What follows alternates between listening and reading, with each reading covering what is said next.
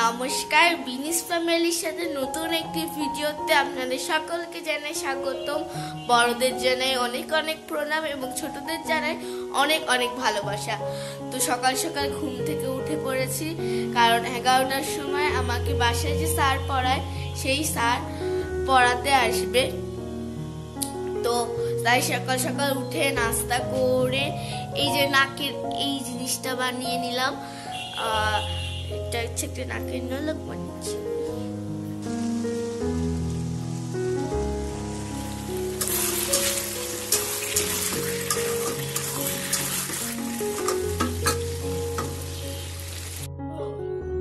শুভ দুপুর সকলকে। আজকের ভিডিওতে আমি এই আসার সময় পেলাম, এই কেবল মোবাইলটা হাতে নিয়ে তোমাদের সামনে আসলাম। এই যে দুপুরবেলা খেতে দিয়ে দিয়েছি। আজকের মেনু আছে, আজকের মেনুতে আছে মিষ্টি আলু ভাজি, এটি হলো বিট না কি বলে, হ্যাঁ বিট ভাজি, চিকেন, শসা আর পুঁটি মাছও আছে। পুঁটি মাছ এখন এখানে আনিনি, পুঁটি মাছ আনবো। But only for you. তো প্রত্যেক দিনের মতো চলে আসলাম বিকালবেলা ছাদে একটু ঘোরাফেরা করতে। মন্দিরে যাব, আজকে শীত চতুর্দশী, মন্দিরে যাওয়ার তো ইচ্ছা আছে, তবে চিন্তা করছি একটু সন্ধ্যার দিকে যাব। এত বিকালে যাব না, একটু সন্ধ্যা হোক, যদি মন্দির লাইটিং করে তাহলে দেখতে আরো বেশি সুন্দর লাগবে। তাই চলে আসলাম ছাদে।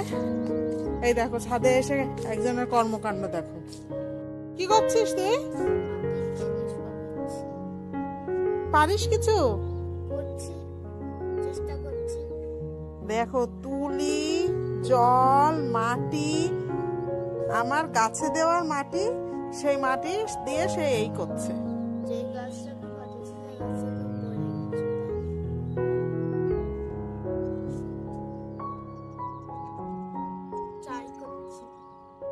এই যে সূর্যি মামা, সে একটু পরেই ডুবে যাবে, তখন আবার আমাদের চাঁদ মামা উঠবে। দিন রাত্রির কি অপরূপ খেলা।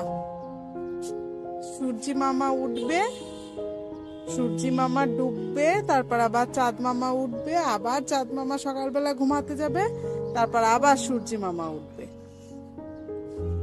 দেখো ছাদ থেকে আমাদের আশেপাশের ভিউটা এইরকম, বিল্ডিং আর বিল্ডিং। আর ওই যে মেয়ে বসে কি করছে।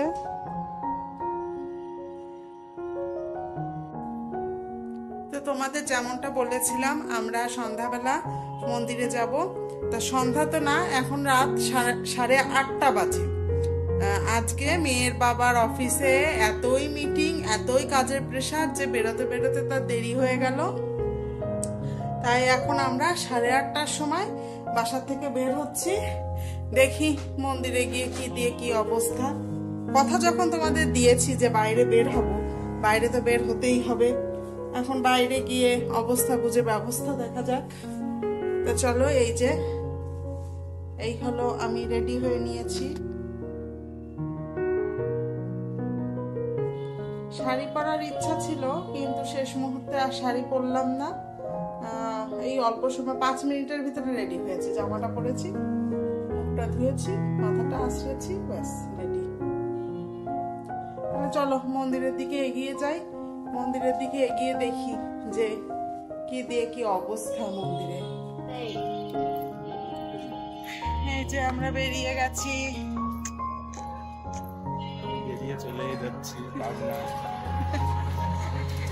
না সে অফিসের ল্যাপটপের ব্যাগ নিয়ে এসছে, তার কিছু বাড়িতে কাজ আছে তাই। আর এই যে আমরা হাঁটতে হাঁটতে মন্দিরের দিকে যাচ্ছি। মন্দির আমাদের বাড়ির থেকে কাছেই, তুমি যদি ইচ্ছা করো দিনে 50 বারও আসতে পারো, কিন্তু আসা হয়ে ওঠে না।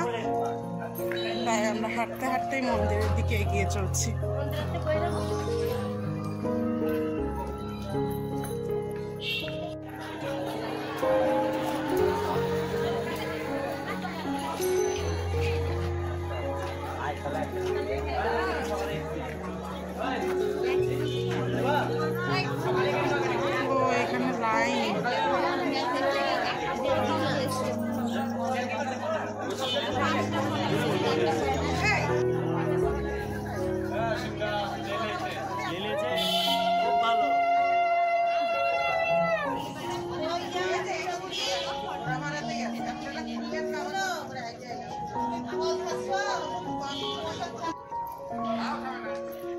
আমরা একটা মন্দিরে ঢুকলাম, মন্দিরের ভিতরে অনেক ভিড়, সবাই লাইন দিয়ে আছে বাবা মহাদেবের মাথায় দুধ জল ঢালার জন্য।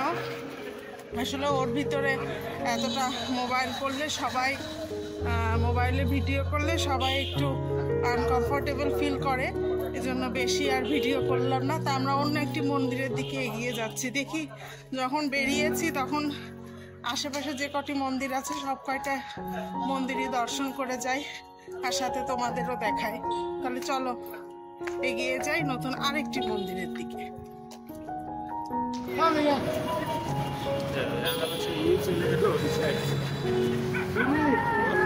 আমরা এখন উঠে পড়লাম রিক্সাতে। আমরা মনে করেছি যে আশেপাশের মন্দিরগুলোই একটু দেখে বাড়ি যাব, তার ডিসিশন আবার চেঞ্জ করলাম। শ্মশানের দিকে আমরা এগিয়ে যাচ্ছি। শ্মশানের দিকে শুনলাম যে পুজো বলে আরো অনেক বড় সড়ো হচ্ছে। যেহেতু তোমাদের সাথে সবকিছু শেয়ার করা, তাই মনে করলাম যে একটু কষ্ট হলেও দেখি একটু দূরের দিকে যাই, তাহলে আমাদেরও পুজো দেখা হবে, সাথে তোমাদেরও সাথেও পুজো দেখা হবে, তোমাদের সাথেও পুজোটা শেয়ার করা হবে। আমার রাজশাহীতে এই প্রথম এই শিবরাত্রির পুজো, শিব চতুর্দশীর পূজা উদযাপন করা।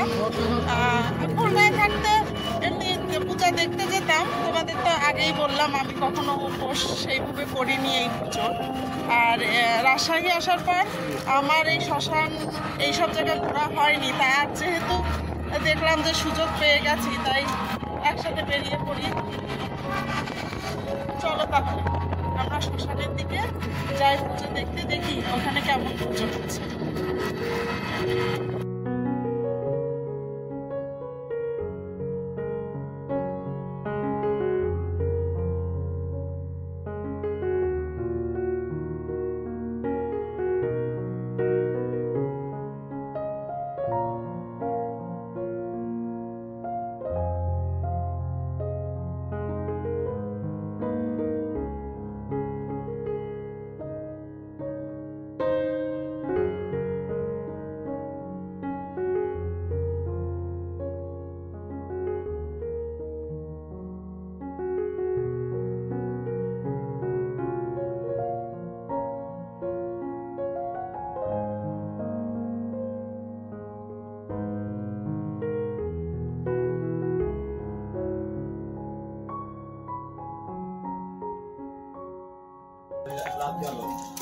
অনেকক্ষণ ধরে মন্দিরটা ঘুরে ঘুরে দেখলাম, শান্ত মনে ভগবানদের দর্শন করলাম।